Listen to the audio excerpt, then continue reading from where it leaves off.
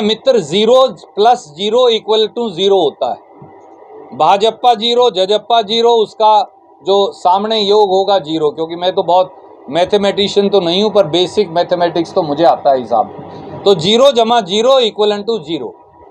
लोग भाजपा जजप्पा को नकार चुके हैं, मन से, वचन से, आत्मा से। कांग्रेस की टिकट का फैसला श्री मल्लिकार्जुन खड़गे जी, राहुल गांधी जी और कांग्रेस की केंद्रीय चुनाव समिति करेगी।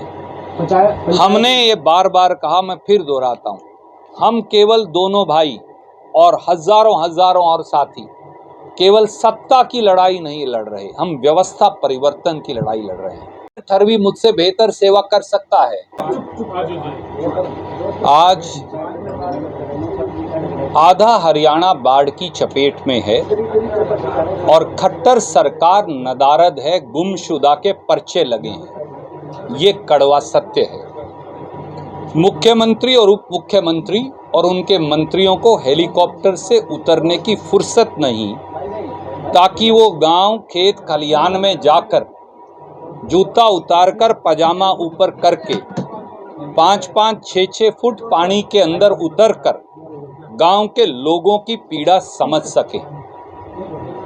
आज 1,500 हरियाणा के गांव बाढ़ से ग्रस्त हैं।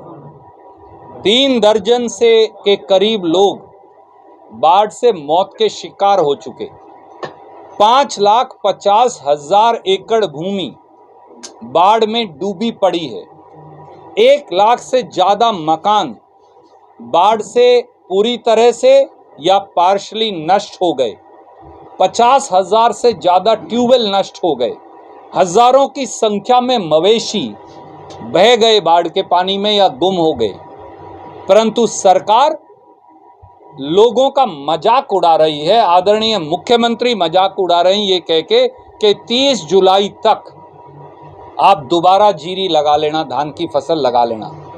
आप गवाह हैं, रतिया के क्या हालत हैं, जाखल के क्या हालात हैं, उस तरफ कैथल में गुलाचीका के क्या हालात हैं, उधर कुरुक्षेत्र, करनाल, पानीपत, अंबाड़ा, यमुनानगर, पंचकुला के क्या हालात हैं।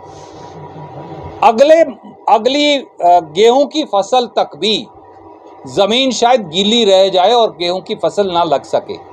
ऐसे में हमारी सीधी मांग है, गुमशुदा मुख्यमंत्री और गुमशुदा उप मुख्यमंत्री दोनों दोबारा हरियाणा की जनता के सामने प्रकट हों।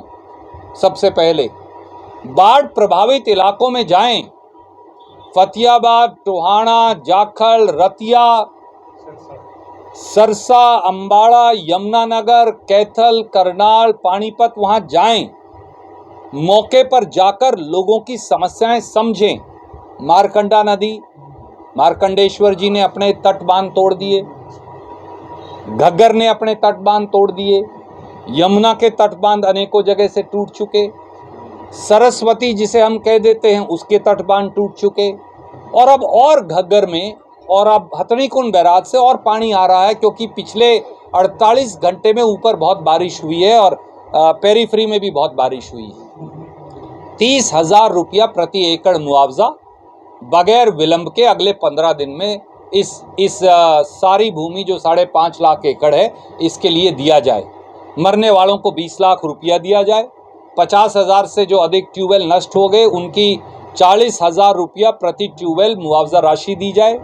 जो गरीब हैं हमारे एससी और बीसी के भाई, उनको मकान की मुआवजा राशि के अलावा कपड़े, बर्तन खरीदने और जिंदगी की शुरुआत करने के लिए 30,000 रुपया प्रति एससी बीसी परिवार दिया जाए। हर मकान का मुआवजा कम से कम 1 लाख रुपया दिया जाए। बाकी का मुआवजा एक्चुअल एस्टीमेट के ऊपर हो, क्योंकि 1 लाख से कम का नुकसान तो किसी मकान में है ही नहीं। और सरकार ये बताए कि बाढ़ रोकथाम की प्लान क्या है। सच्चाई ये है, अगर मैं एक बात और जोड़ना चाहूं, ये प्राकृतिक आपदा तो है ही, पर ये खट्टर सरकार निर्मित आपदा भी है। ये हरियाणा में बाढ़ का प्रकोप केवल भगवान का दिया हुआ नहीं, ये खट्टर साहब और दुष्यंत चौटाला का रिटर्न गिफ्ट है हरियाणा के लोगों को, जो उन्होंने उन पर विश्वास व्यक्त करने के एवज में दिया है। पिछले 9 साल में कितनी बार फ्लड कंट्रोल बोर्ड की मीटिंग हुई, उसके चेयरमैन तो खुद खट्टर साहब हैं। उस मीटिंग में क्या क्या प्रावधान किए गए? हर बार बारिश के मौसम से 3 महीने पहले फ्लड कंट्रोल बोर्ड की बैठक होनी चाहिए, ये कानून है। उसके बाद सारे तटबंधों की स्टोन पिचिंग के लिए पैसा दिया जाना चाहिए। सारी ड्रेन्स, सारे जितने और हमारे जो पानी की निकासी के रास्ते हैं समेत ये जो हमारी मौसमी नदियां हैं, इनमें जेसीबी मशीन लगाकर गाद निकाली जानी चाहिए। इसके साथ साथ मनरेगा के तहत गरीबों को भी काम मिलता है, इनकी साफ सफाई का काम होना चाहिए। और हाई वेलोसिटी पंप और उनके लिए डीजल, जहाँ जहाँ पानी आएगा, बाढ़ का पानी हमेशा नहीं रोका जा सकता, हम भी ये मानते हैं, परंतु जहाँ आएगा उसकी निकासी कहाँ से होगी, एग्जिट कहाँ से होगा, उसके लिए हाई वेलोसिटी पंप लगाए जाने चाहिए। पर खट्टर सरकार सैकड़ों करोड़ रुपया आए साल बाढ़ के नाम पर लुटवाती है, पर सब शायद भ्रष्टाचार की भेंट चढ़ रहा है, क्योंकि जमीन पर तो पहली बार बाढ़ आई 9 साल में, तो खट्टर सरकार की बदइंतजामीपन और नाकारापन सब सामने आ गए। कोई प्रश्न आप पूछ? 2024 का चुनाव आ रहा है, जैसे अभी 2 दिन पहले मंत्री जी ने बयान दिया था कि जजपा और भाजपा मिलकर के चुनाव लड़ेंगी, तो ऐसे में क्या मानते हैं कांग्रेस का टकराव रहेगा उनके साथ? आदरणीय मित्र, 0 + 0 = 0 होता है। भाजपा 0, जजप्पा 0, उसका जो सामने योग होगा 0, क्योंकि मैं तो बहुत मैथमेटिशियन तो नहीं हूं, पर बेसिक मैथमेटिक्स तो मुझे आता है हिसाब। तो 0 + 0 = 0।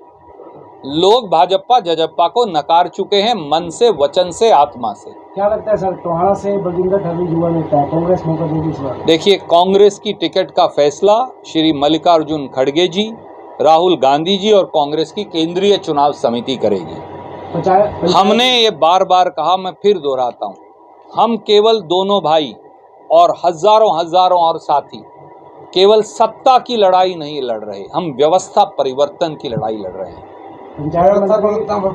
देखिए, मुझे लगता है प्रतिस्पर्धा जो होती है उसको आपसी मतभेद कहना अनुचित है। मैं ये मानता हूं कि राजनीतिक प्रतिस्पर्धा राजनीति में स्वाभाविक है। आप भी देखिए, यहाँ कम से कम 35 से 40 कैमरे हैं। क्या मैं कह सकता हूँ सिर्फ आपका कैमरा रहेगा, इन सबको निकाल दिया जाए?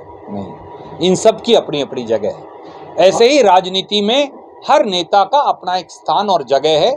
हम एक दूसरे का आदर भी करते हैं, कांग्रेस के नेतागण, और हम एक दूसरे के साथ हाथ से हाथ पकड़कर, कंधे से कंधा मिलाकर चलने में सक्षम हैं। हमने ये करके दिखाया। अगर प्रतिस्पर्धा किसी दल में नहीं होगी तो वो दल खत्म हो जाएगा, मर जाएगा। प्रतिस्पर्धा राजनीति में बदलाव का द्योतक है, सूचक है, आगे बढ़ने का रास्ता है। मैं कितनी ज्यादा सेवा कर पाऊंगा